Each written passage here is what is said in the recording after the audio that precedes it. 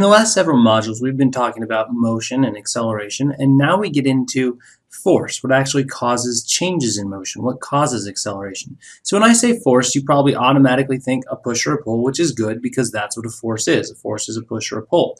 Force is also a vector. That means it matters what direction it pulls or pushes in. Remember, a force has both magnitude and direction. So we talk about force with newtons, and so if I say 1 Newton of force, that's about 0.225 pounds of force. So the SI unit of force is the Newton. The American version of that is the pound. Whenever forces act, two things are involved. One object does the pushing and one object gets pushed. We call these things the object and the agent. So the object has the force exerted on it. It's pushed or pulled. The agent is what is actually exerting the force or is doing the pushing or the pulling. And in general, there are two types of forces. There's contact forces, which are exactly what they sound like. Something is directly touching something else. These are the only forces that you exert. If you're going to exert a force on something, you actually have to physically touch it. But there are a couple things that that's not true about. Field forces do not require direct contact to exert force.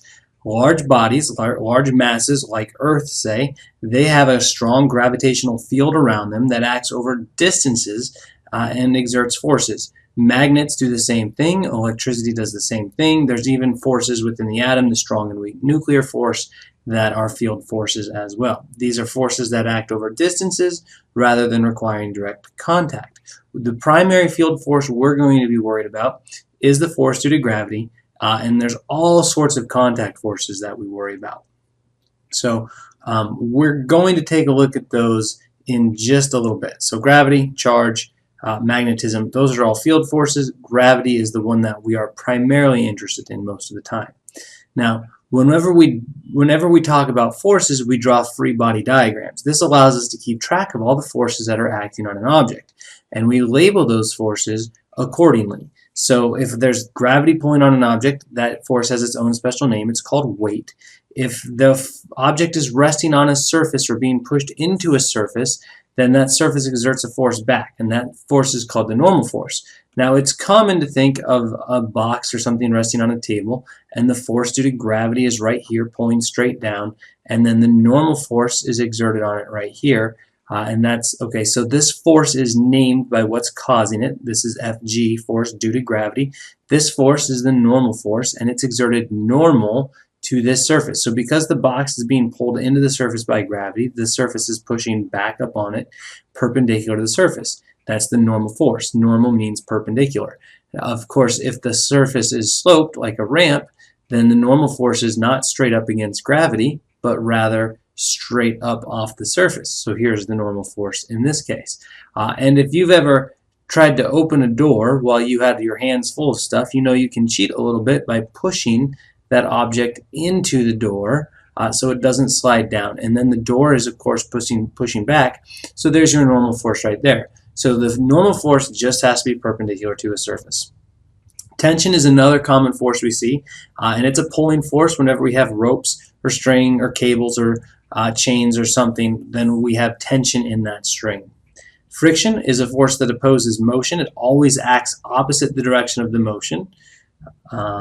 And those forces are common, and we'll label them in free body diagrams. So for instance, if I wanted to label all the forces that were acting on a block as it was being pulled up a ramp by a string, then I would say, all right, there's this force right here in the string, and I'm going to call that Ft for tension. And then there's gravity pulling straight down, and I'm going to call that Fg for the force due to gravity.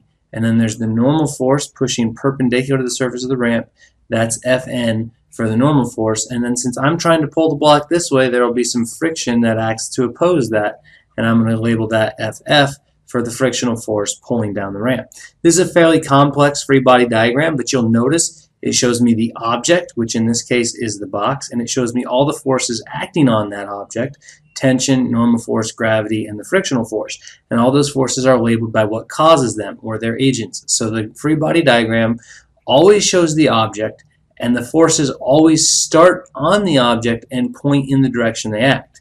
The arrows should also be drawn to scale, which means if you know that the tension force is fairly large, compared to the frictional force, then the tension force's vector arrow should be drawn longer. If you know the force due to gravity is large compared to friction, then again the gravitational arrow is drawn longer. So the length of the arrow is indicative of the magnitude, and the direction of the arrow tells us what direction the force goes in, because force is a vector.